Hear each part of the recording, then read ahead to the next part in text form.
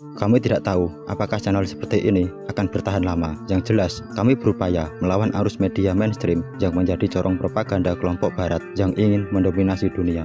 Mereka menjadikan media sebagai alat penekan yang sangat efektif untuk menyerang sebuah negara atau kelompok yang tidak sesuai dengan kepentingan mereka. Kalian tahu tokoh ini? Ini adalah Saddam Hussein, seorang diktator Irak dan juga mainan Amerika Serikat di Timur Tengah. Invasi Amerika pada 2003 di Irak hingga saat ini masih menjadi rasan-rasan dunia. Banyak keganjilan dari invasi yang dilakukan negeri Paman Sam kala itu. Dengarkan kami bercerita dari berbagai data yang kami himpun tentang invasi Irak di tahun 2003 yang dilakukan sang polisi dunia Amerika Serikat. Rebahkan badanmu senyaman mungkin, kita ajak bahasin sedikit serius. Maaf bagi yang salah kamar. Tak lupa teruslah dukung channel kami agar semakin berkembang. This hour, American and coalition forces are in the early stages of military operations to disarm Iraq, to free its people, and to defend the world from grave danger. Jatuhnya Irak ke tangan AS ditandai dengan robohnya patung Saddam Hussein yang berdiri di tengah Taman Firdaus. Tepatnya pada 19 Maret 2003, Amerika Serikat melakukan invasinya ke Irak yang berlangsung kurang lebih 1 bulan. Setelah berhasil menaklukkan Irak, sebanyak 150.000 pasukan Amerika Serikat menduduki negeri 1001 malam tersebut secara paksa. Dan Amerika memiliki alasan mengapa mereka menginvasi Irak, yang kemudian terjadilah perang Irak. Namun, tak sedikit pihak yang mengatakan bahwa invasi Amerika Serikat ke Irak sangat pragmatis dan banyak keganjilan. Tak sedikit pula yang mengatakan Amerika berdosa besar atas invasinya ke Irak. George Bush di tiap-tiap sambutan publiknya selalu menggembar-gemborkan anti-terorisme dan perang melawan terorisme. Setelah Amerika sukses memukul Afghanistan dengan kampanye melawan terorisme, Bush membidik sasaran baru dalam kampanye anti-terorismenya. Prioritas utama mereka bahwa perang anti-teroris adalah mencegah para teroris memiliki senjata pemusnah massal, nuklir, biologi, dan kimia. Sehingga pernyataan Bush itu secara tak langsung membidik Irak, Iran, dan Korea Utara.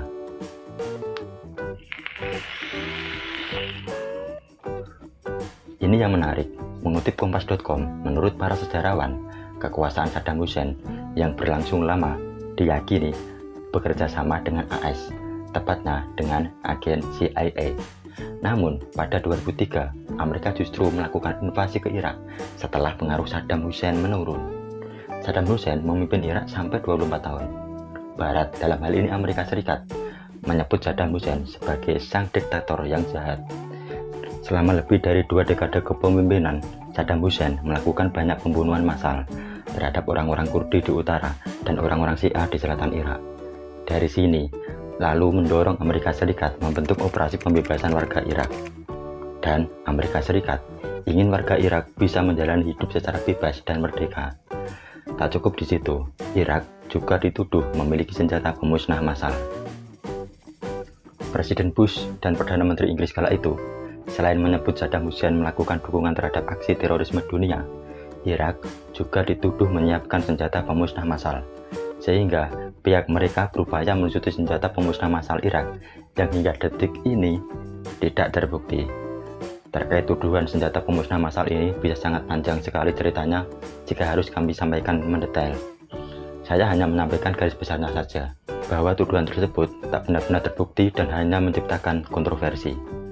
Beberapa badan intelijen menilai Irak sedang menyusun kembali program senjata nuklir, namun beberapa badan intelijen lain menyanggahnya. Perdebatan ini diantaranya antara Biro Intelijen dan Riset Departemen Luar Negeri Amerika Serikat dengan Departemen Energi. Irak disebut-sebut punya tabung yang dipakai untuk pengayaan uranium. Namun, Departemen Energi Amerika Serikat meyakini barang itu tidak bisa dipakai membuat senjata nuklir. Tabung-tabung itu hanya dipakai untuk membuat roket artileri.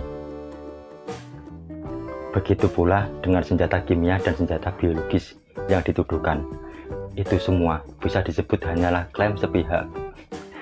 Tetapi kebenaran dari berbagai klaim yang dikemukakan pada intelijen Amerika sendiri itu datangnya terlambat. Ketika invasi berakhir, fakta-fakta baru yang menyangkal keberadaan 3 jenis senjata pemusnah massal itu baru ditemukan.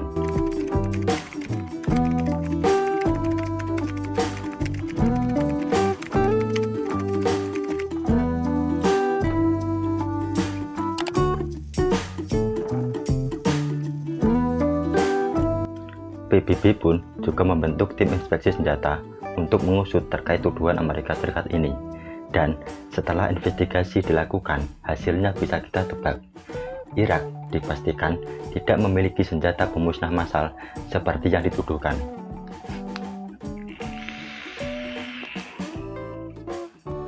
Sekarang dengerin ini, Amerika biasa membangun narasi bahwa rezim Saddam menyerang tetangganya dengan menggunakan senjata kimia. Lalu bagaimana dengan Amerika Serikat sendiri yang pada 1987 sampai 1989 yang justru mendukung Irak secara finansial dan militer di saat Saddam membunuh dan menyerang orang-orang Kurdi, Syiah, dan Iran dengan senjata kimia? Kita lanjutkan lelucon ini. Mengutip laporan Fox, ini terjadi pada tahun 2001 saat intelijen AS begitu mengandalkan informasi dari seorang laki-laki bernama Ibn al-Sheikh al-Libi. Ceritanya ini, Libi dibawa dari Afghanistan, disiksa dulu di Mesir, kemudian baru dipindah ke AS. Di AS lalu berkata jika Saddam menyediakan pelatihan senjata kimia dan biologis untuk Al-Qaeda. Meskipun Departemen Pertahanan AS sudah mengingatkan bahwa informasi dari Libi tidak bisa dipercaya, bisa kita tebak Bush tetap saja menggunakannya sebagai sumber yang seakan-akan kredibel untuk menghalalkan tindakan invasinya.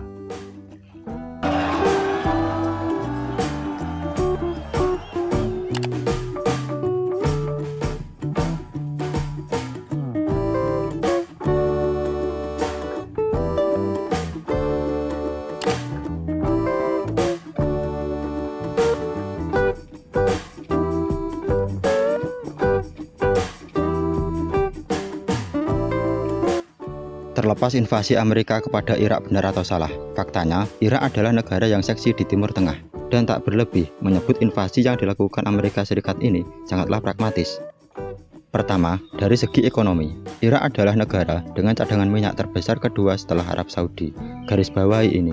Ini pun menjadi dalih AS melawan terorismenya, bahwa dengan cadangan minyak sebesar itu, Irak akan memiliki pengaruh yang kuat di Timur Tengah, bahkan dunia. Makanya, Amerika Serikat ingin mendapatkan kontrol atas minyak di Irak. Ini sangat menguntungkan perusahaan minyak Amerika Serikat yang bisa berdiri di sana. Kedua, bagi Amerika Serikat, Irak dianggap memiliki lokasi yang strategis untuk bisa mendirikan pangkalan militer di wilayah Timur Tengah. Ini akan memberikan keuntungan bagi AS dan sekutu terdekatnya di Timur Tengah, yaitu Israel, khususnya dari ancaman dan membendung pengaruh negara Teluk Iran. Silahkan disimpulkan sendiri terkait invasi pada tahun 2003 ini. Mungkin cukup sekian dulu untuk video kali ini. Kami akan siapkan bahan dan materi untuk video-video selanjutnya yang masih seputaran Timur Tengah dan segala kebijakan Barat di Timur Tengah. Maka teruslah dukung channel kami agar tak tenggelam. Saya Usul Pujiono, sampai jumpa.